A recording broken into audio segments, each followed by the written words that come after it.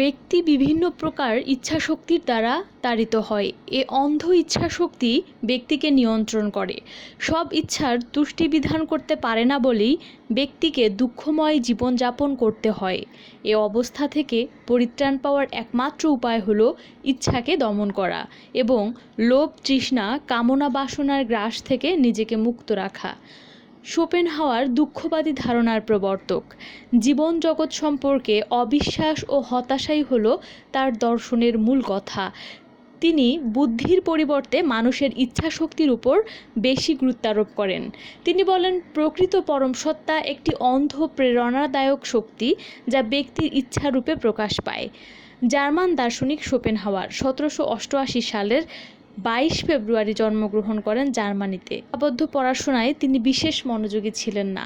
1811 সালে তিনি মেডিকেল ছাত্র হিসেবে গেটিঙ্গেন বিশ্ববিদ্যালয়ে ভর্তি হলেও দর্শনশাস্ত্র পড়ার জন্য বার্লিনে চলে যান। বিভিন্ন দেশ ভ্রমণ করার পর 1831 সাল থেকে তিনি ফ্রাঙ্কফুর্ট নগরে নির্জনভাবে বসবাস শুরু করেন।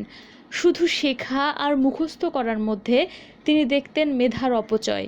বলতেন, অবিরাম শিখন প্রক্রিয়া মস্তিষ্ককে হালকা করে ফেলে, ফলে নিজস্ব চিন্তা সৃষ্টি বন্ধ হয়ে যায়। সেখানে স্থান করে নেয় কারো বই থেকে পাওয়া চিন্তা। অতএব জীবনভর পড়ে যাওয়াতে তার অমত ছিল। তিনি বলেছিলেন, জীবনের প্রথম 40 বছর আমাদেরকে সরবরাহ করতে হবে বিভিন্ন ধরনের পাঠ, পরের 30 বছর আমাদেরকে সরবরাহ করতে হবে মতামত। শোপেনহাওয়ারের পরিবারে ছিল জটিলতা, মা বাবার সম্পর্ক ছিল ভঙ্গুর, পারিবারিক অশান্তি তার বাবাকে পরিবারে থাকতে দেয়নি। বদমেজাজি, উগ্র, স্বাধীনতাপ্রিয় ও অবাধ প্রেমে বিশ্বাসী ছিলেন শোপেনহাওয়ারের মা। নিজের বাসভবনে তিনি বিভিন্ন পুরুষের সাথে থাকতেন। তবে এসবের মধ্যে তার একটিমাত্র ভালো গুণ ছিল, তা হলো তিনি ছিলেন অত্যন্ত প্রতিভাবান একজন লেখিকা। শোপেনহাওয়ারের বাবার ছিল ডিপ্রেশন ও অ্যাংজাইটির মতো কিছু মানসিক সমস্যা, কিন্তু স্ত্রীর এরকম চরিত্রের কারণে বিধ্বস্ত ছিলেন সবচেয়ে বেশি। বোধহয় স্ত্রীর কারণেই শোপেনহাওয়ারের বাবা হাইনরিখ শোপেনহাওয়ার 1805 সালে জলে ডুবে আত্মহত্যা করেছিলেন। তরুণ দার্শনিকের বোহেমিয়ান মন এসবের দ্বারা প্রভাবিত ছিল। তার মা সহ্য করতে পারতেন না তার প্রতিভা। মা ছেলের বনিবনা হয়নি অনেক ক্ষেত্রেই। ছেলেকে তিনি তাড়িয়ে দেন ঘর থেকে। মানুষের মধ্যে শোপেনহাওয়ার দেখতেন একটি বন্য প্রাণীর স্বভাব, যে আবেগে পূর্ণ, সে একেবারে পশু, কিন্তু সভ্যতার লাগাম দ্বারা আটকে থাকে। সমাজ ও নারীকে এড়িয়ে গেছেন তিনি। তার জীবনে এসেছিল এক নারী, সে শোপেনহাওয়ারের সংবেদনশীল মনকে করে তুলেছিল তিক্ত, রক্তাক্ত। সেই নারী অন্য এক যুবকের প্রেমে নিজেকে সঁপে দিয়েছিল এবং দার্শনিককে ছেড়ে গিয়েছিল একা। তারপর থেকে শোপেনহাওয়ার একজন নারীর মধ্যে কেবল পাপ আর পাপ দেখতে পেলেন। সব নারীকে তিনি শনাক্ত করেন বোকামি ও প্রবৃত্তির দ্বারা। শোপেনহাওয়ার আমাদের দৃষ্টিকে নিয়ে যান ইচ্ছার সারসত্তায়। বাইরের প্রবণতা থেকে আমরা যেন ভেতরের অন্তর্গত কারণে প্রবেশ করি, তার মানে সেটি হলো মূল চেতনা বা ইচ্ছা। তিনি দেখান, একটি গরু, ছাগল বা বৃক্ষ, তার রয়েছে সহজাত প্রবৃত্তি। এর দ্বারাই সে পরিচালিত হয়। সে জানে না অন্তর্নিহিত মর্ম, সে বোঝে না কি ঘটছে এবং কেন ঘটছে। মানুষ কেবল বাহ্যিক প্রবণতার হাতে বন্দী নয়, তার আছে চেতনা, আছে আত্মসচেতন বুদ্ধি। ফলে সে বিচিত্রমুখী তাড়নায় আন্দোলিত হয়, লোভের শিকার হয়, মোহের কবলে পড়ে, লালসায় প্ররোচিত হয়। এগুলোর কবলে পড়ে সে সংশ্লিষ্ট ইচ্ছা পূরণ করতে চায়, শারীরিক পরিশ্রম করে, পরিকল্পনা সাজায়, উন্মাদের মতো চেষ্টা করে।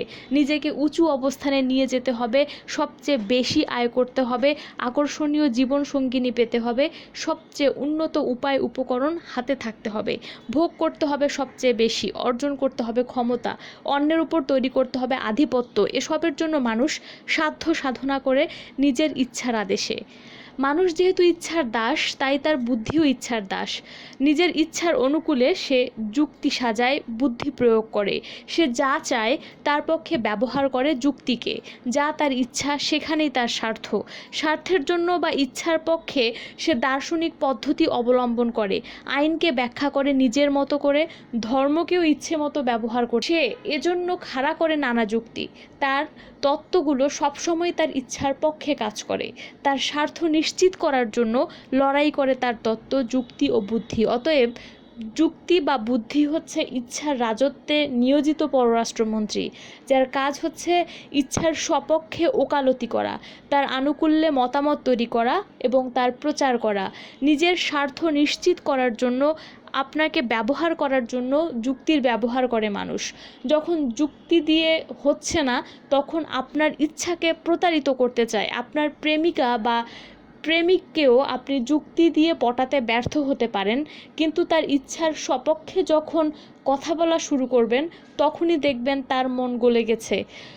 জনতার ওপর আধিপত্যকামী রাজনীতিক ও শাসকরা জনগণের সাথে বোধহয় সেটাই করে। তারা সব সময় পাবলিকের মনোপুত কথাই বলতে চায়, পাবলিকের ইচ্ছাকে পটিয়ে মূলত নিশ্চিত করতে চায় তাদের উপর নিজের আধিপত্যের ক্ষমতা। এজন্য তারা সকল ধরনের আইন, যুক্তি, বুদ্ধিকে ব্যবহার করে কামলা হিসেবে। এ যুক্তি ও বুদ্ধিবৃত্তির লক্ষ্য সত্য নয়, গণস্বার্থ নয়, বরং আধিপত্যের ইচ্ছা পূরণ ও তার স্বার্থের পাহাড়দারি নিশ্চিত করা। ক্ষমতা ও স্বার্থ পূরণের নেশা এক শেষহীন লোভের চক্রে মানুষের ইচ্ছাকে করে দেয় বন্দী, ফলে এর লাগাম টানা জরুরি।